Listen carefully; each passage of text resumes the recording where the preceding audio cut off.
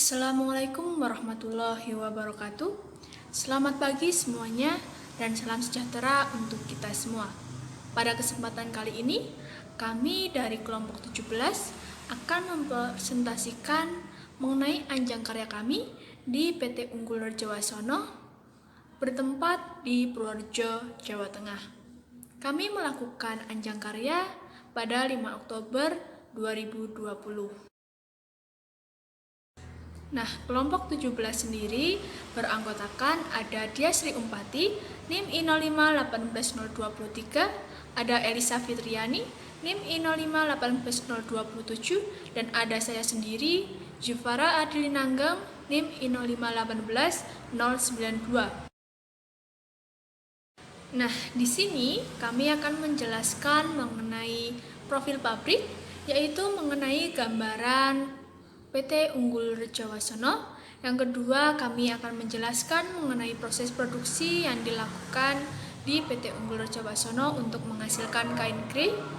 Yang ketiga, kami akan menjelaskan mengenai bahan bakar yang digunakan oleh PT Unggul Rejawasono untuk menghasilkan listrik. Dan yang keempat, kami akan menjelaskan mengenai IPAL atau instalasi pengolahan air limbah di PT Unggul Rejawasono. Nah, namun sebelumnya kami memohon maaf karena kami tidak bisa menampilkan gambar ataupun video proses produksi di PT Unggul Rejawasono secara langsung, dikarenakan PT Unggul Rejawasono sendiri menerapkan peraturan bahwa pengunjung dilarang untuk mengambil gambar maupun video. Nah, yang pertama yaitu mengenai gambaran pabrik PT Unggul Rejawasono.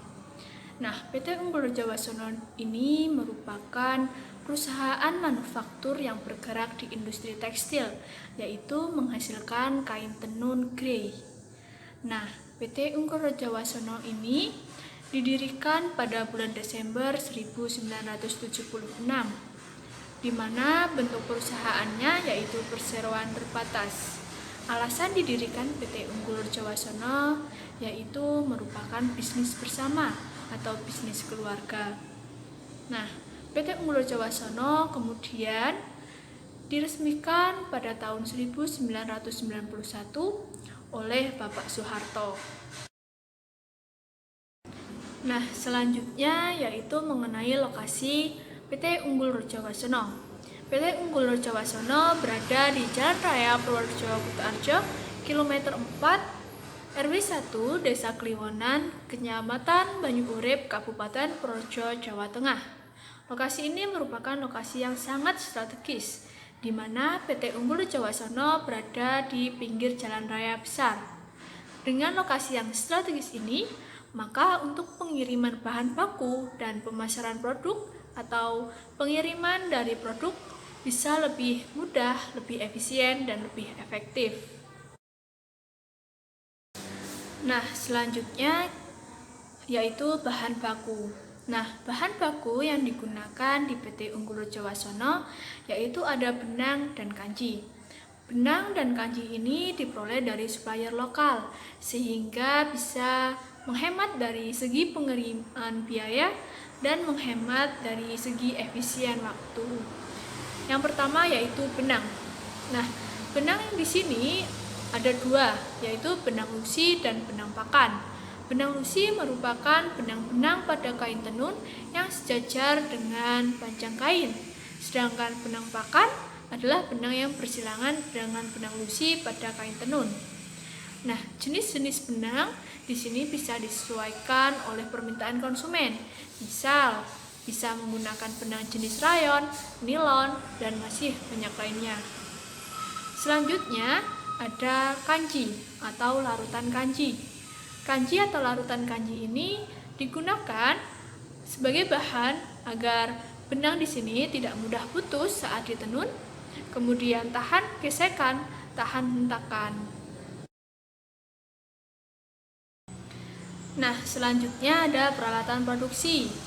Nah, PT Unggul Rejawasono ini merupakan perusahaan yang menghasilkan kain tenun. Nah, sehingga dominan dari peralatan produksinya yaitu mesin tenun. Nah, mesin tenun yang digunakan di PT Unggul Jawasono ada 2 jenis, yaitu mesin tenun jenis rapier dan mesin tenun jenis shuttle. Nah, mesin tenun jenis rapier yaitu mesin tenun yang tidak menggunakan palet, di mana penyisipan benangnya ini menggunakan sebilah batang tipis yang digerakkan secara positif yang disebut dengan rapier. Nah, hingga saat ini PT Unggul Jawasono memiliki mesin tenun rapier sebanyak 63 buah. Nah, selanjutnya ada mesin tenun shuttle. Mesin tenun shuttle ini adalah mesin tenun yang menggunakan palet. Dan penyisipannya ini dengan cara penyusupan benang yang dilontarkan dari sisi kiri ke sisi kanan. Lalu sebaliknya secara terus-menerus.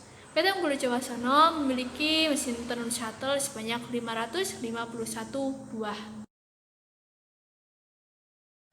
Nah, kemudian ada produk.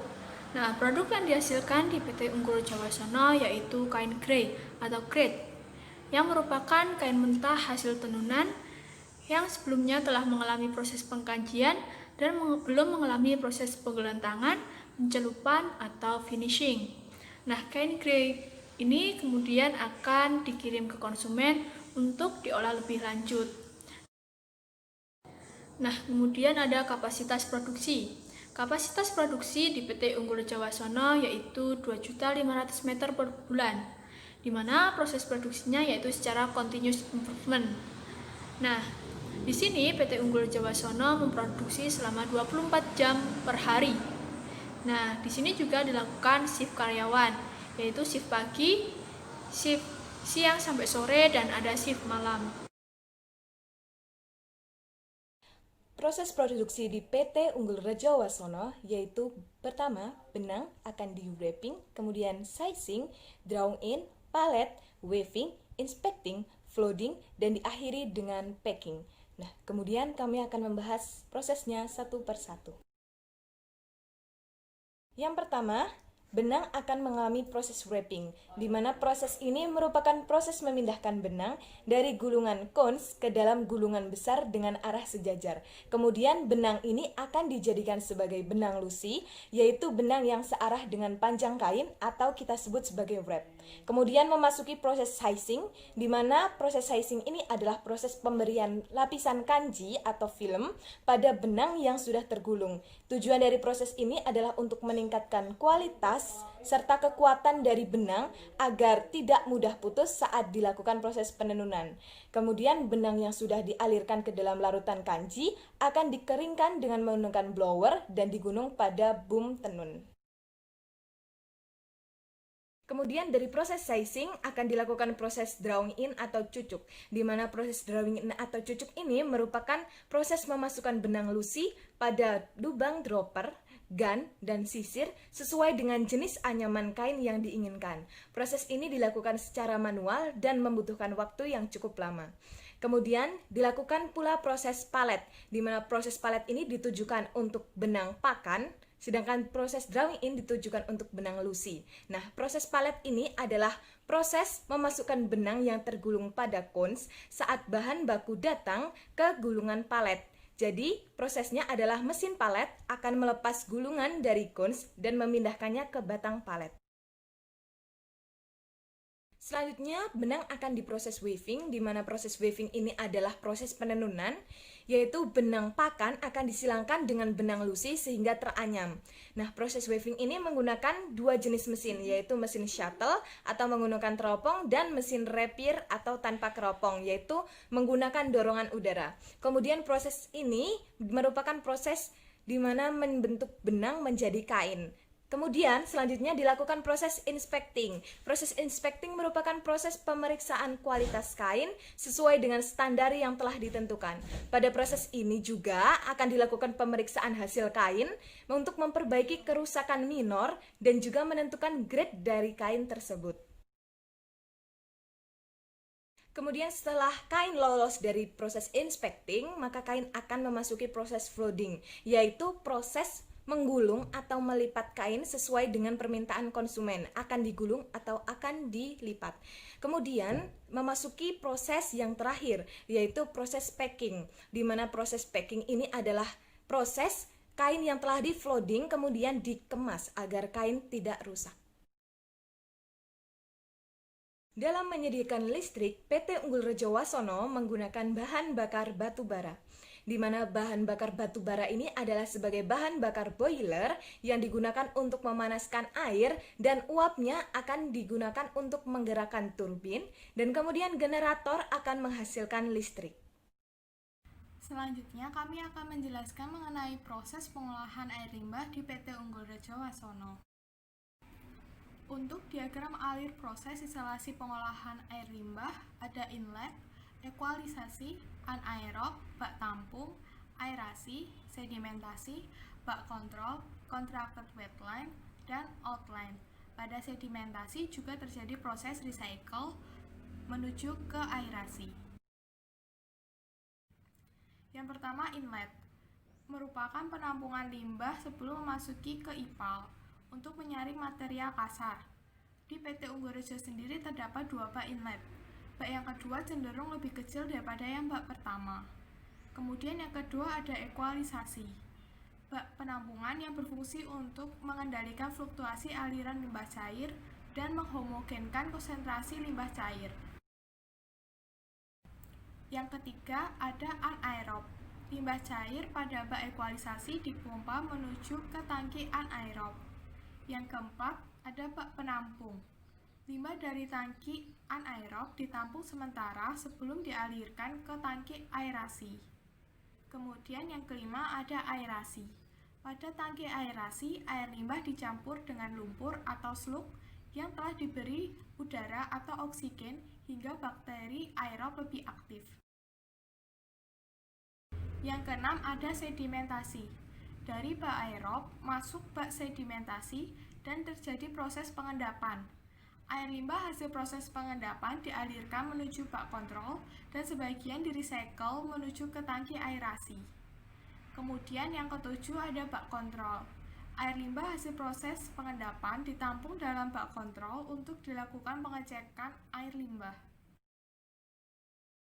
Yang ke-8 ada constructed wetland. Air limbah yang telah dilalui pengecekan kemudian dialirkan menuju ke constructed wetland. Tujuannya adalah untuk memperbaiki kualitas air dan mengurangi efek berbahaya dari limbah, serta menyumbang upaya konservasi air dengan media tanaman air dan kerikil. Kemudian dapat langsung dibuang menuju ke saluran pembuangan air limbah. Demikian Anjang Karya kelompok 17 di PT Unggul Rejo Wasono. Sekian dan terima kasih.